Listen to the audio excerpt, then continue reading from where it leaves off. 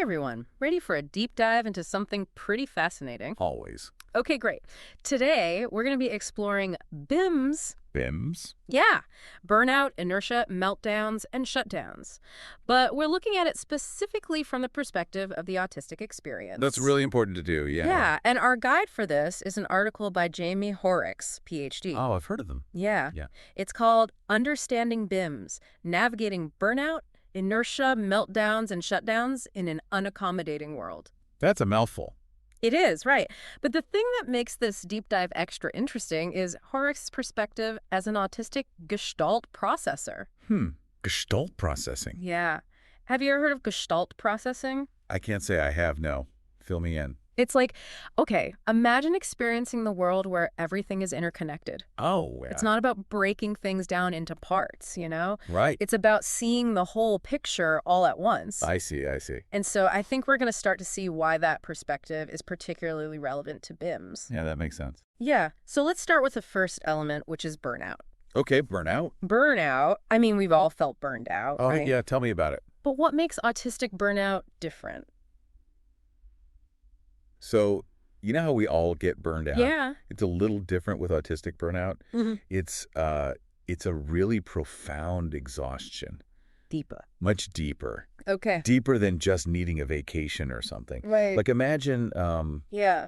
imagine constantly having to adjust yourself, Yourself. your behavior, your very way of being, just to fit into a world that wasn't really made for you. That wasn't built for you, right? And that's the reality for a lot of autistic people. Wow. And that constant, masking takes a tremendous toll. Oh, yeah, that masking, yeah. Yeah. So it's not just about the stress, it's about the energy drain. Exactly. The energy Okay. drain of trying to exist in a system. Exist in a system, yeah. That doesn't quite get you. Yeah, that's not really made for you. And that's where I think this is a good time to talk about the power threat meaning framework. Okay, let's get into Yeah. it. Power threat meaning framework. Or PTMF. The PTMF. Okay. Have you heard of the PTMF?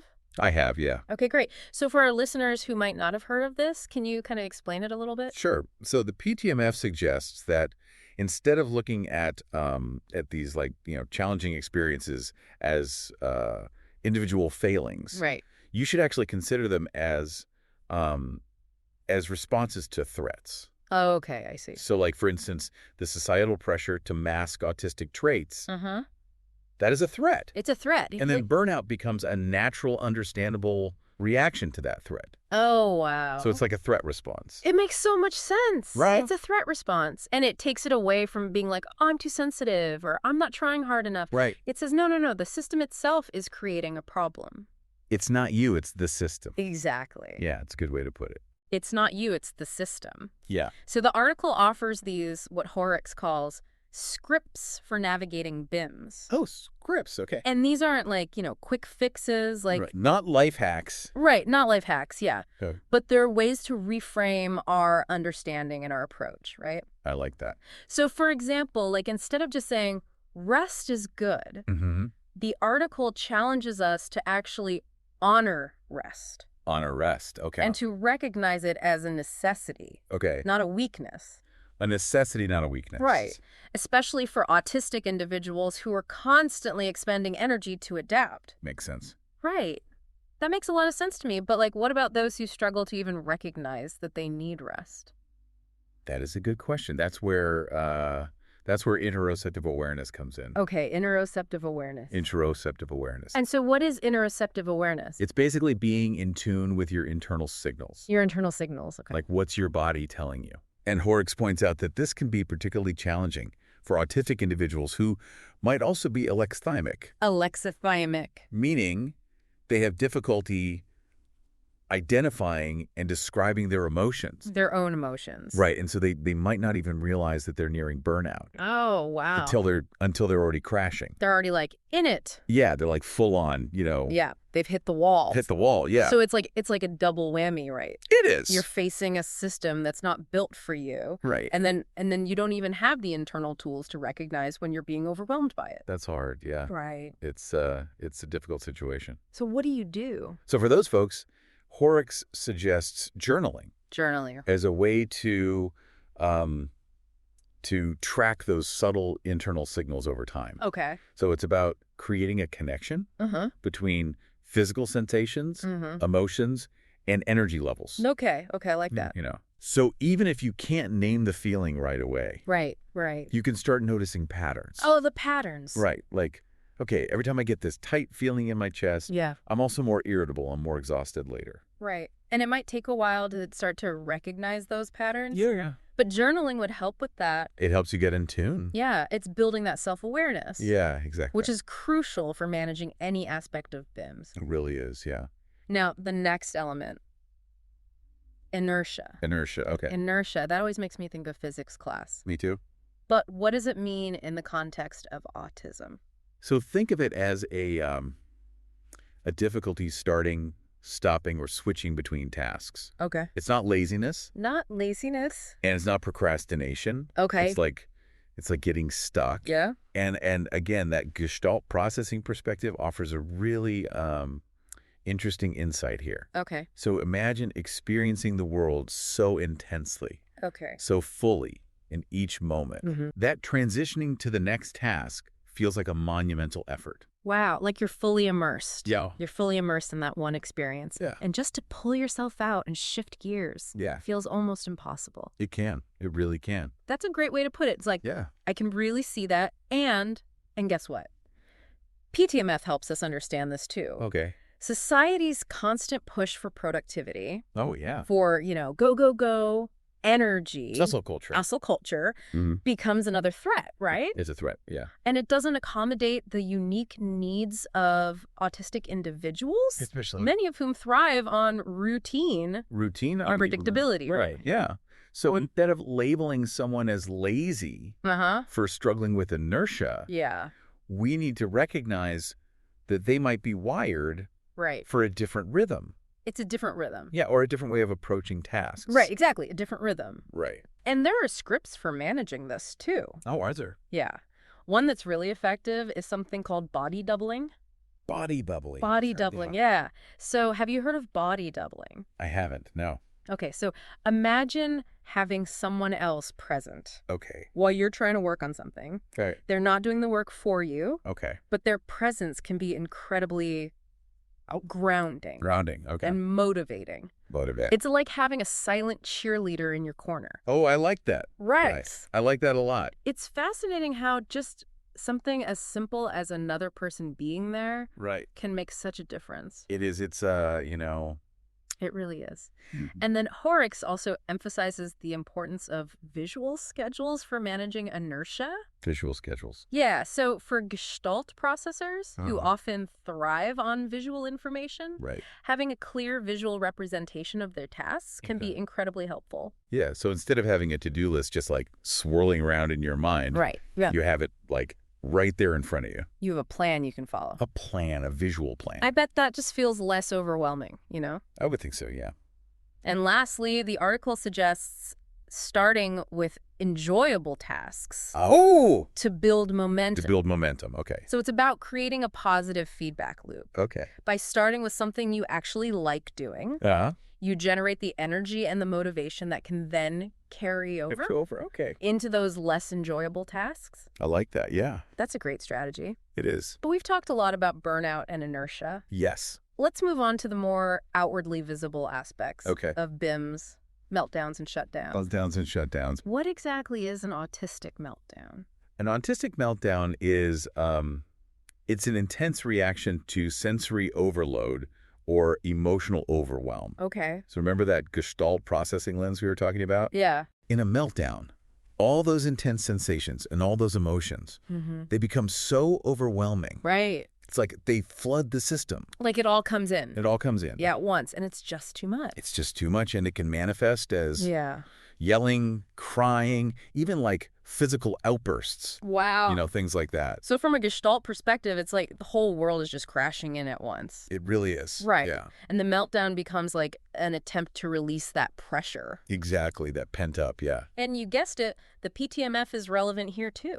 It is. How so? Environments that ignore or dismiss sensory needs are a threat. Makes sense. Right. Yeah. So meltdowns are a response to that lack of accommodation. Okay. Not a sign of a bad person. Right. Or uncontrollable or... Not an uncontrollable person, right? It's a reminder that we need to shift our focus from judging the reaction. Oh, I like that. To understanding the cause. Yeah, instead of saying, why are they acting this way? What's going on? What's happening? What's the reason? Right. Yeah. So, what are some of the scripts for managing meltdowns? Well, one that's really important is sensory planning. Sensory planning. So it's about identifying those sensory triggers. Triggers, okay. And preferences beforehand. Okay. And communicating them to others. Okay. So, for example, if you know that loud noises are a trigger, right? Maybe you request to sit away from the speakers at a concert. Okay, yeah. Or bring noise-canceling headphones or, It's about being proactive. Be proactive, yeah. And creating an environment. Exactly. That minimizes potential triggers. Right, I like that. Yeah, but what about during a meltdown? Oh, that's a good question. Like, is there anything that can be done to help someone who's experiencing a meltdown? Creating safe spaces is crucial. Safe spaces. So this means designating a quiet, calming area. Okay. Where someone can go to de-escalate and regulate their sensory input. So they can just go without judgment or interference, Just a place to decompress. Decompress, exactly. Yeah. It's like a designated decompression zone. It sounds like creating those safe spaces is about recognizing that meltdowns are a real biological response to overwhelm. Yes. Not something to punish or shame. Absolutely, yeah. Right. Yeah. Okay, now the article does caution against generic mindfulness practices. Okay. Especially during meltdowns. During meltdowns, okay. So while mindfulness can be helpful for some people, it's not a one-size-fits-all solution. Right. And for some autistic individuals, being told to, just breathe or focus on the present moment during a meltdown can actually increase anxiety. Oh, wow. So it can have the opposite effect. The opposite, yeah. Wow. So it's a reminder that we need to be sensitive to individual needs and preferences. Absolutely. And avoid pushing solutions. Right. That might not be helpful. Right. Or could even be harmful. Yeah, for sure. Each person's experience is unique. It is. And what works for one person might not work for another. Exactly. So listening and respecting individual needs is just so important. Paramount. Yeah, it's paramount. This has been incredibly insightful. It has, yeah. But we have one more piece of the BIMS puzzle to explore. Lay it on me. Shutdowns. Shutdowns, okay. What makes shutdowns different from meltdowns? So while meltdowns are an outward explosion of energy, shutdowns are an inward retreat. Oh, interesting. It's like the system is just totally overloaded. Okay. And the only way to cope is to shut down. Just shut down. To disconnect from the outside world. Wow. So imagine feeling so overwhelmed. So overwhelmed. So flooded. Either by all that stimuli coming in. Right. Or even by emotions. By emotions. That you simply cannot engage anymore. Oh, wow. You just can't. So it's almost like an emotional circuit breaker. Yeah, I like that. Right. I like that a lot. It's a way to protect yourself. Yeah, it's a protection mechanism. From further overwhelm. Exactly. Right. And once again, the PTMF helps us understand this in a broader context. It does. Shutdowns often occur in response to prolonged overwhelm. Okay. Or even trauma. Oh, wow. Yeah. And they highlight the need for systemic change. They do, yeah. For environments that aren't just unaccommodating. Right. But are actively harmful. Actively harmful, yeah. So it's not just about teaching individuals how to cope with shutdowns. Right. It's about addressing the underlying cause. The root cause. Yeah. The systemic issues that are creating these experiences in the first place. Exactly. And even though, systemic change is crucial. Yeah. There are still things we can do to help manage shutdowns. Right. On an individual level. Yeah. So what are those things? So what are some of the scripts the article suggests for navigating shutdowns? Well, one that's particularly relevant is the use of nonverbal communication. Nonverbal. Because during a shutdown, verbal communication can be incredibly challenging, if not impossible. Right. You're shut down. So So the article suggests exploring alternative forms of communication. Like what? Like drawing, writing, or texting, things like that. Okay, so it's about finding ways to express your needs. Express needs, And communicate, even when words fail. When words fail, yeah. Are there any, like, real-world examples of how this can work? So Hoerricks actually shares a personal example. Okay. They have specific instructions for first responders. Wow. Saved in their iPhone's health app. Oh, wow. Explaining how to best support them. Oh, that's brilliant. During a shutdown. Yeah. That's a brilliant idea. So it's just like right there. Wow. You know? So it's like being proactive. You proactive, yeah. And finding ways to communicate even when you might not be able to verbally. Yeah. And then another helpful script is routine engagement. Routine engagement. So this involves regularly participating in activities that bring you joy and reduce stress. Reduce stress. It's like building up a resilience reservoir. A reservoir, okay. To help prevent future shutdowns. Preventative measures. So it's not just about managing the shutdown when it happens. Right. It's about creating a lifestyle. Yeah, a lifestyle. That minimizes the likelihood of it happening. Of them occurring in the first place. Yeah, exactly. And finally, Hoerricks encourages us to seek glimmers. Seek glimmers. I like that. So this is about intentionally focusing on small positive experiences to counterbalance the overwhelm. To remind ourselves that, even amidst the darkness, there are still sparks of light and beauty. I love that.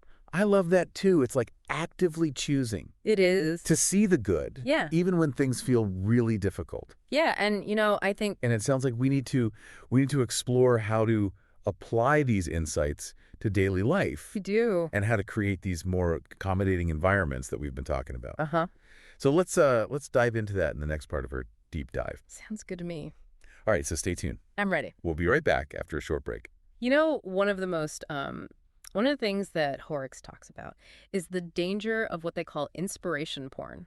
Inspiration porn? What's that? It's, we've all seen those stories. Yeah. Like the autistic person who overcomes incredible odds to achieve some amazing feat. And it makes it seem as though BIMS is simply a matter of willpower. It does. Like pulling yourself up by your bootstraps. Exactly. And it completely ignores the systemic barriers that autistic people face. Every day. Every day. It's a dangerous oversimplification. Right. It really is. Because it sets these unrealistic expectations. Yeah. And it puts the burden solely on the individual. To overcome their autism. Exactly. Rather than on society. To create a more inclusive and accommodating world.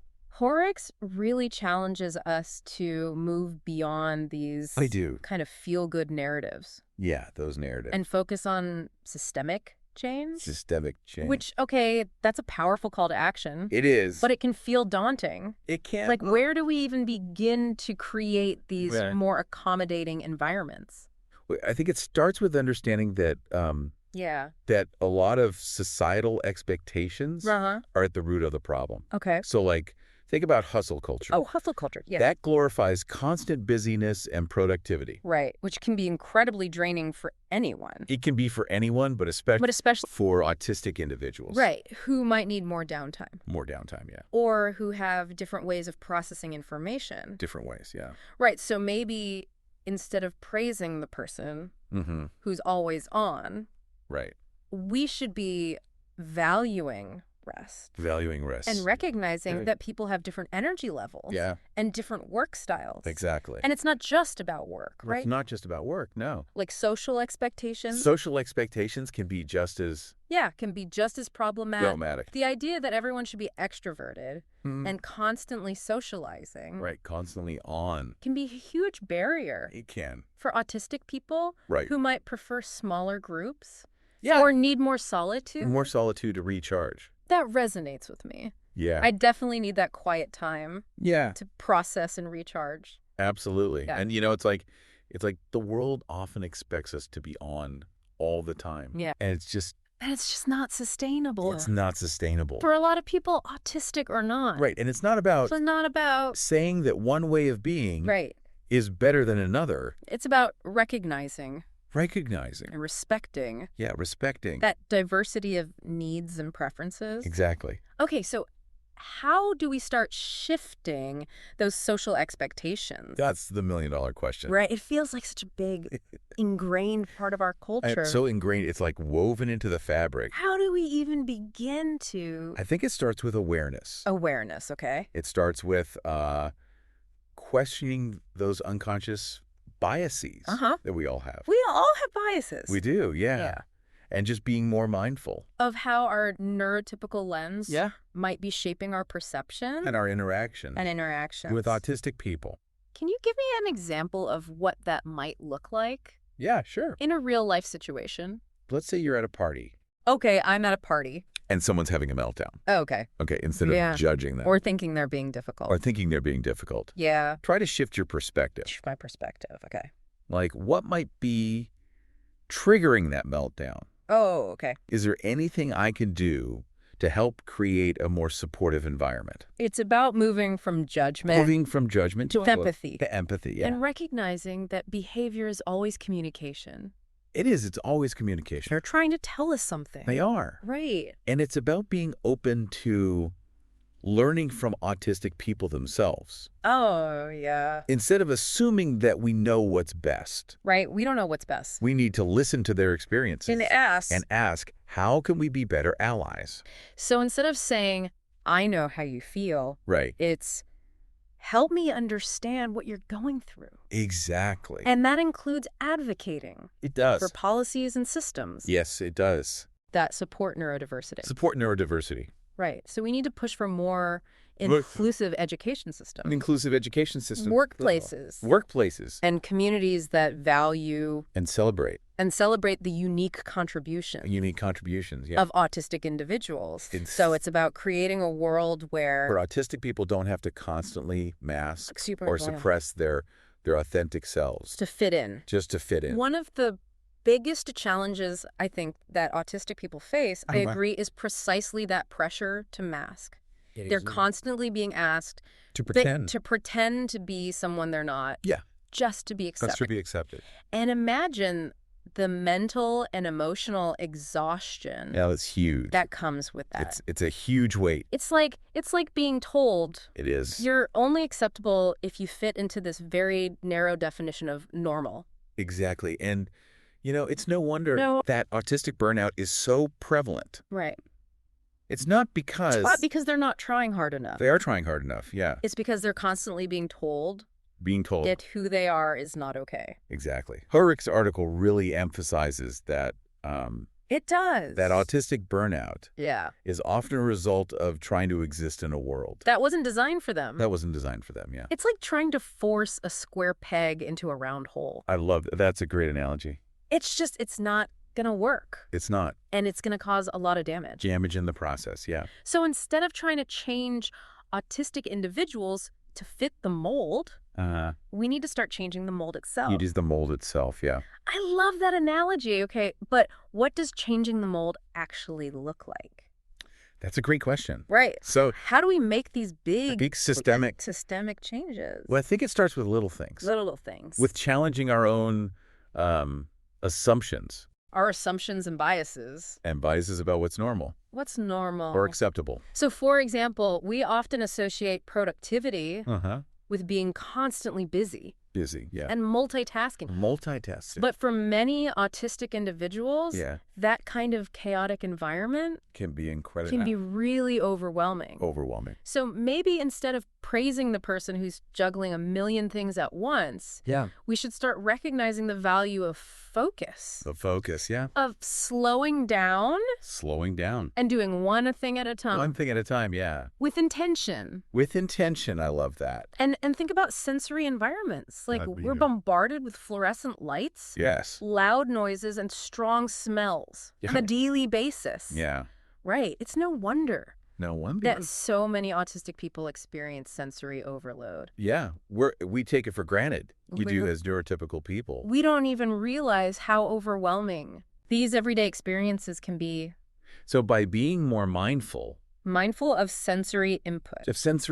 And creating spaces that are calming, yes. And predictable, we can make a huge difference. Absolutely. Like think about offering quiet areas. Oh, quiet areas, yeah. At events. At events, using natural lighting. Natural lighting, yeah. Whenever possible. Being mindful of sense. Mindful of sense. So it's about creating an environment where everyone can feel comfortable, safe to be themselves. Yeah. What about communication styles? Oh, that's a good one. How can we be more inclusive in the way we communicate? So for many autistic individuals, sarcasm. Sarcasm, okay. And figurative language. Can be very confusing. Because they tend to interpret language literally. Literally. So being more direct. Being more direct. And clear in our communication. Can prevent misunderstandings. And create a more inclusive environment. It's about being mindful of how our words are being received. Yeah. And making sure we're truly communicating. What we intend. And being patient and understanding that. You know, autistic individuals might process information. They do. And respond differently. Than neurotypical people. Yeah. So if someone takes a little longer to respond to a question. Right. It doesn't mean they're not paying attention. Exactly. It doesn't mean they're being disrespectful. Right. It just might mean they need a little more time. To process. And formulate a response. in a way that feels comfortable for them. Right. Yeah, and it's important to remember that communication is a two-way street. So don't be afraid to ask for clarification. If you're not sure what someone means. What they mean. Be open to feedback. Yeah. If someone says something you're doing is making them uncomfortable, absolutely. It's about creating a culture of respect and understanding. Where everyone feels safe. Safe to communicate. To communicate authentically. Yeah. And be heard. I think, one of the most damaging things we do as a society is pressure autistic individuals to suppress their natural ways of being. Including stimming. Oh, stimming. Yeah, that's a good point. Stimming, which is those repetitive movements or vocalizations. Yeah. Often gets interpreted It does. as weird or distracting. Yeah. But it's actually a very important way for many autistic people to regulate their emotions. And sensory input. Yeah. So instead of trying to stop them or make them feel self-conscious about stimming, we need to create environments. where it's accepted. And understood. Yeah. So it's about challenging the societal norms that say it's not okay to be different. It's not okay to be different. It's not okay to move your body in a certain way. Right. To make certain sounds. And it's about celebrating neurodiversity. Yes. Recognizing the unique strengths and perspectives that autistic individuals bring to the table. Right. Imagine the creativity, the innovation, different ways of thinking that we're missing out on. When we try and force everyone into the same neurotypical box. So instead of seeing autism as a deficit, we need to start seeing it as a difference, as a valuable part of the human tapestry. I love that. And that shift in perspective has the potential to change everything. It does. It really does. It's fascinating to consider how much energy is spent. I know, right? Trying to fit in. Trying to mask, to meet all these expectations. All these societal expectations. That often don't even make sense. It's like we're just trying to squeeze ourselves into these boxes. That don't really fit. And then we wonder why we feel so constricted and exhausted. Yeah. And, as we've been discussing, for autistic individuals, those boxes are often... They're even smaller. And more rigid. Yeah. It's no wonder they experience burnout. At such high rates. It's not because they're not trying hard enough. They're trying so hard. It's because they're constantly being told. Told that who they are. Is not okay. Yeah. So how do we create a world where those boxes are more flexible?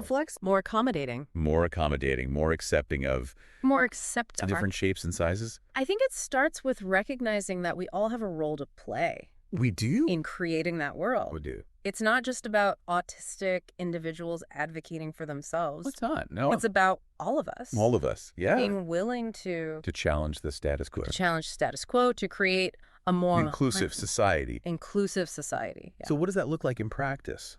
In practice. What are some concrete steps we can take to make a difference? One of the most important things is to educate ourselves about autism and neurodiversity. Educate ourselves. Educate ourselves, yeah. The more we understand about the lived experiences of autistic individuals, the better equipped we'll be to create the supportive environments. To create those supportive environments. Yeah. So read books. Read books. Watch documentaries. Listen to podcasts like this one.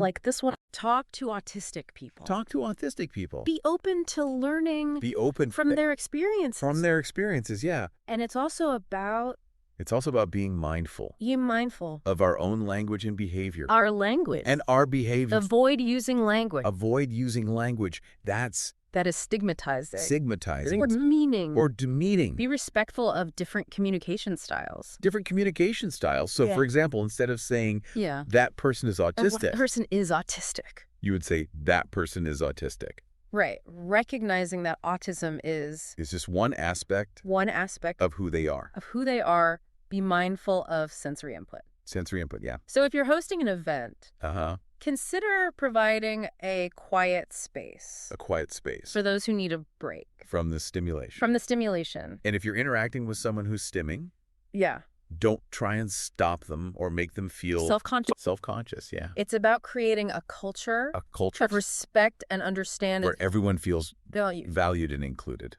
You know, one of the things that really struck me about Hoerricks' article was the emphasis on the importance of systemic change. It's not enough. To just make individual accommodations. Right? We need to address the root causes. The systemic issues that autistic people face. So what does that look like in practice? That's a good question. What are some examples of systemic change? Systemic change. That could make a real difference. Well, for one thing, we need to rethink our education system. Instead of forcing all children into a one-size-fits-all model, we need to create more flexible and individualized learning environment. Yeah, individual that catered to different learning styles. And needs. Yes. Providing adequate support. And resources. For autistic students. So that they can thrive. And reach their full potential. Absolutely. And it's not just about education. We need to advocate for inclusive workplaces. Yeah, that value neurodiversity. And provide reasonable accommodations. Accommodations for autistic employees, right? Yeah, things like flexible work schedules, sensory-friendly workspaces, clear and concise communication protocols. Can make a huge difference. In the success and well-being of autistic employees. Yeah, and it's also about changing those societal attitudes and perceptions of autism. Yeah. So we need to move away from the deficit-based model. That sees autism as disorder to be cured and embrace a strength-based model that recognizes the unique talents and abilities of autistic individuals. Yeah, and that includes challenging those harmful stereotypes and misconceptions that perpetuate stigma and discrimination. It's about creating a world where autistic people feel accepted and valued and empowered to be themselves. This has been such an eye-opening conversation. It has. It feels like we've covered a lot of ground. We have. But there's still so much more to explore. There is. So what are some final thoughts? You want our listeners to take away from this deep dive into BIMS. Well, I think it's like we've been handed this new framework for understanding not just BIMS, but like how we interact with the world, as a whole. The whole world. I think that's one of the most powerful takeaways from this article. Yeah, from this article. It's not just about autism. It's about challenging these deeply ingrained societal norms, that limit all of us. We've talked about honoring rest, recognizing different energy levels, embracing diverse communication styles. It's like a blueprint. It's like a whole new blueprint. For a more inclusive society. Yeah. And it starts with each of us. It does. Think about those small everyday interactions. Right. How can you be more mindful, more accommodating, more curious? More curious about the people around you. The people around you, yeah. It's like instead of assuming we know what someone needs. Right, or how they experience the world. Yeah. We approach every interaction with a sense of openness and a willingness to learn. You know? So maybe that means asking clarifying questions. Yeah, instead of jumping to conclusions.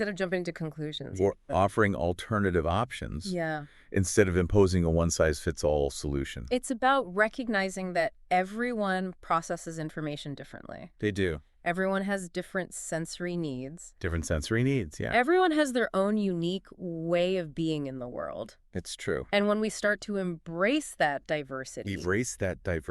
Imagine how much richer and more vibrant our communities become. I think it would be amazing. It's not about lowering expectations or coddling people. Right. It's about creating a world where everyone can thrive, where everyone feels seen and valued for who they truly are. That's the key. I think that is the key. It's not about pity. It's not about It's not about charity. It's about justice. Justice. And equity. Yeah. It's recognizing that neurodiversity is not a deficit. It's a strength. And that by embracing neurodiversity, we all benefit. New perspectives, new ways of thinking. New ways of solving problems. Absolutely. We create a world that's more innovative, more creative, more compassionate. Yeah. As we wrap up this deep dive into BIMS, yes. What's the one thing you hope our listeners will carry with them?